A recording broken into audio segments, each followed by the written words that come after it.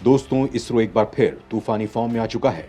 इसरो की इस उड़ान से जहां हिंदुस्तान का टेम्पो हाई है, वहीं हमारे पड़ोसी चीन और पाकिस्तान का जल भुन रहे हैं, क्योंकि उनके पास ऐसा कोई बड़ा मिशन नहीं है जो उनकी हयाती अंतरिक्ष जगत में फैलाए, उनका मान बढ़ाए। दोस्तों, पिछले साल कोरोना से निकलकर इसरो ने कई बड़े धमाल किए थे और दुनिया को अपने कारनामों से चौंका दिया था, और इस साल भी वो कुछ ऐसा ही करने वाला है, या यूं कहें कि उससे कुछ बड़ा ही करने वाला है। दोस्तों, यहाँ सवाल ये उठता है कि आखिर इसरो इस साल कौन कौन से बड़े मिशन को अंजाम देने वाला है और कैसे वो दुनिया में नाम कमाने वाला है। और इसरो ने लंबे वक्त से जिस बात को छुपाए रखा है, उसे पहली बार दुनिया के सामने रखा है कि असल में गगनयान कोरोना ही नहीं बल्कि एक और बड़े कारण से डिले है, और वो कारण सीधा सीधा रूस और अमेरिका से जुड़ा हुआ है। तो क्या इन दोनों ही देशों ने भारत को आखिर वक्त पर दगा दे दिया है, या फिर कुछ और ही गणित है?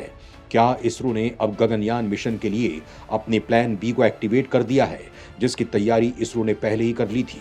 दोस्तों, इस वीडियो में मैं आपको बताने वाला हूं कि इसरो की मर्ज तक आखिर दवा क्यों नहीं पहुंची है, और आखिर इतने दिनों बाद अब इसरो इस बात को क्यों स्वीकार कर रहा है कि हाँ, हमारा प्लान ए सुपर पावर्स की दादागिरी की भेंट चढ़ चुका है और अब भारत अपना प्लान बी एक्टिवेट कर चुका है। तो दोस्तों, क्यों इसरो के मेगा स्पेस मिशन में लगातार हो रही है देरी?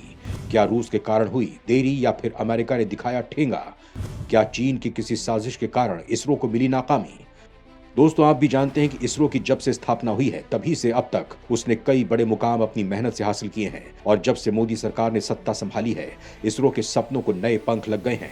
अब इसरो वो मुकाम हासिल करने के लिए निकल पड़ा है जिससे चीन की दादागिरी राख हो जाएगी। स्पेस सेक्टर में प्राइवेट प्लेयर्स की धमाकेदार एंट्री ने सबको चौंका दिया है। दोस्तों, भारत ने अंतरिक्ष के क्षेत्र में निजी भागीदारी से दुनिया के देशों को भी लगने लगा है कि अब जल्द ही हिंदुस्तान कुछ बड़ा धमाका कर सकता है। अंतरिक्ष की उड़ान को दुनिया में सबसे सस्ता और बेहतर बना सकता है, नई टेक्नोलॉजी को इजाद कर सकता है, अंतरिक्ष में उस जगह पहुंच सकता है जहां पहुंचने की आज तक केवल कल्पना की गई है। हालांकि दोस्तों, भारत की उड़ान ना तो नासा और ना ही चीन की स्पेस एजेंसी को रास आ रही है।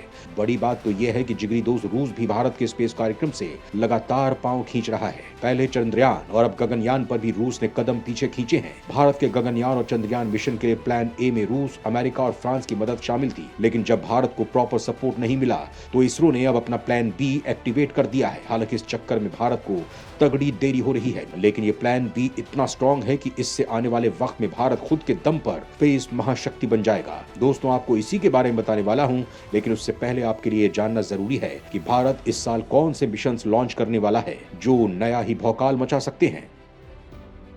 अब इसरो करेगा वो कमाल जिससे चीन हो जाएगा बेहाल। सीक्रेट तकनीक पर होगा इसरो का बवंडर मिशन। चंद्रयान 3 के लिए शुरू हुआ असली काउंटडाउन। एसएसएलवी का तूफान छुड़ा रहा एलन मस्क के पसीने। दोस्तों, अंतरिक्ष विज्ञान के क्षेत्र में आज पूरा विश्व भारत का लोहा मानता है। हर साल इसरो अपने देश के साथ ही अन्य देशों में भी उपग्रह लॉन्च करता है। अब इसरो सूर्य के संबंध में जानकारी एकत्रित करने के लिए बड़े अभियान की तैयारी कर रहा है। इसके अलावा चांद का मिशन पूरा करने के लिए चंद्रयान 3 की भी तैयारी जारी है। दोस्तों, यहाँ सवाल ये उठता है कि सूर्य और चंद्र मिशन के अलावा इसरो और कौन कौन से मिशन इस साल लॉन्च करने की तैयारी कर रहा है। तो दोस्तों, डीआरडीओ और एचएएल के सहयोग से इसरो द्वारा देश का पहला मानव युक्त अंतरिक्ष अभियान 2024 में प्रस्तावित है। उससे पहले मानव रहित अभियानों गगनयान 1 और गगनयान 2 का परीक्षण होना है। साल के आखिरी महीनों में इसरो द्वारा गगनयान 1 के परीक्षण की उम्मीद है। इसके लिए ह्यूमन स्टेटेड लॉन्च व्हीकल के प्रदर्शन का मूल्यांकन किया जाएगा। साथ ही orbital propulsion system, mission management, communication system और रिकवरी ऑपरेशंस को भी परखा जाएगा। अभियान का दूसरा चरण यानी गगनयान 2 का परीक्षण 2024 के शुरुआती महीनों में होगा। दोस्तों, इसरो इस साल अपना पहला सौर मिशन आदित्य L1 लॉन्च कर सकता है।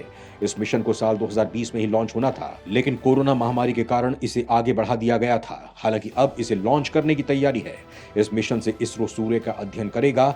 आदित्य L1 मिशन को पृथ्वी से 15 लाख किलोमीटर दूर लैग्रैंगियन पॉइंट 1 के चारों ओर प्रभामंडल की कक्षा में प्रवेश कराया जाएगा, ताकि बिना किसी बाधा के निरंतर सूर्य का परीक्षण किया जा सके। गौरतलब है कि अब तक 3 देश इस मिशन को पूरा कर पाए हैं, अमेरिका, यूरोपीय यूनियन और जापान। वहीं अगर भारत का यह मिशन सफल होता है तो इस लिस्ट में भारत भी चौथे नंबर पर शामिल हो जाएगा। दोस्तों, इस मिशन का उद्देश्य सूर्य की भौतिकी और सौर मंडल में तारों के विकास की प्रक्रिया को समझना है। आदित्य 1 के कुल 7 पेलोड होंगे, जो इलेक्ट्रोमैग्नेटिक और पार्टिकल डिटेक्टर से फोर्टिस्फेयर, क्रोमोस्फेयर और सूर्य की बाहरी परत की जानकारी एकत्र करेंगे। दोस्तों, L1 ऐसा बिंदु है जहां से सौर तंत्र की गतिविधियों को बेहतर ढंग से लगातार अवलोकन किया जा सकता है।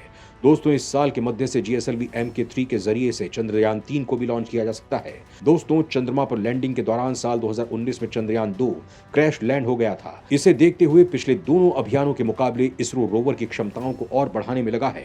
ये चंद्रमा की सतह के ऊपर पहले से मंडरा रहे पूर्ववर्ती ऑर्बिटर का प्रयोग करेगा। हालांकि स्पेसक्राफ्ट की इंजीनियरिंग बिल्कुल अलग है और इसकी क्षमताओं को बढ़ाने के लिए कई तरह के सुधार किए गए हैं। दोस्तों इसके साथ ही इसरो इस साल एरोनॉटिकल टेस्ट रेंज चित्रदुर्ग से रीयूजेबल लॉन्च व्हीकल का पहली बार रनवे लैंडिंग एक्सपेरिमेंट करेगा। RLV-TD की संरचना एयरक्राफ्ट जैसी है, जिसमें लॉन्च व्हीकल और एयरक्राफ्ट दोनों की जटिलताओं को शामिल किया गया है। इसका इस्तेमाल फ्लाइंग टेस्ट बेड के रूप में हाइपरसोनिक फ्लाइट, ऑटोनोमस लैंडिंग और पावर्ड क्रूज फ्लाइट तकनीकों से मूल्यांकन के लिए किया जाएगा। दोस्तों आप कह सकते हैं कि भारत की ये तकनीक दुश्मन के होश उड़ाने वाली होगी, क्योंकि भारत हाइपरसोनिक मिसाइल बनाने की दिशा में काम कर रहा है। दोस्तों जिसका कुछ दिन पहले भारत ने लैब टेस्ट भी किया था। दोस्तों इसरो का लघु उपग्रह प्रक्षेपण यान यानी SSLV अगले महीने अपनी दूसरी उड़ान भर सकता है। इसरो के वरिष्ठ अधिकारियों ने इसे लेकर जानकारी दी है। पिछले साल 7 अगस्त को अपनी पहली विकास उड़ान में असफल रहा था। इसरो ने अपने पहले SSLV को पिछले साल लॉन्च किया था, जिसमें एक अर्थ ऑब्जर्वेशन सैटेलाइट और एक स्टूडेंट सैटेलाइट भी था। SSLV रॉकेट की लॉन्चिंग सक्सेसफुल रही, लेकिन आखिरी वक्त में दोनों सैटेलाइट से किसी भी तरह का डेटा मिलना बंद हो गया। इसरो ने अपने भरोसेमंद polar satellite launch vehicle PSLV, जियो stationery satellite launch vehicle GSLV के माध्यम से सफल अभियानों को अंजाम देने में खास जगह बनाने के बाद इसरो ने स्मॉल सैटेलाइट लॉन्च व्हीकल से पहली लॉन्चिंग की थी, जिसका इस्तेमाल पृथ्वी की निचली कक्षा में सैटेलाइट्स को स्थापित करने के लिए किया गया है। अब एक बार फिर इसके सफल उड़ान की तैयारी की जा रही है। इतना ही नहीं दोस्तों, नासा के साथ मिलकर इसरो एक बड़े प्रोजेक्ट पर काम कर रहा है। NASA ISRO synthetic aperture radar यानी निसार मिशन 2 अंतरिक्ष एजेंसियों का साझा अभियान है। इससे पृथ्वी की सतह पर होने वाले संचरनागत बदलावों को जानने में वैज्ञानिकों को मदद मिलेगी। इस मिशन को इस साल लॉन्च किया जाएगा। इसे पृथ्वी की कक्षा में 747 किलोमीटर ऊंचाई पर स्थापित किया जाएगा, जिससे पृथ्वी की सतह पर होने वाले बदलाव, प्राकृतिक आपदाओं, समुद्री जल स्तर, बर्फ की सघनता और भूजल से संबंधित जानकारियां प्राप्त की जा सकेंगी। दोस्तों अंतरिक्ष क्षेत्र में इसरो ने निजी क्षेत्रों के लिए अपने दरवाजे खोल दिए हैं। इसी कड़ी में इसरो निजी क्षेत्र की एरोस्पेस कंपनियों, विशेष स्टार्टअप को मार्गदर्शन और सहायता दे रहा है। इससे अरबों डॉलर का स्मॉल सैटेलाइट लॉन्च मार्केट खुल चुका है। भारत के स्काई रूट एरोस्पेस के रॉकेट विक्रम S की टेस्टिंग हो चुकी है।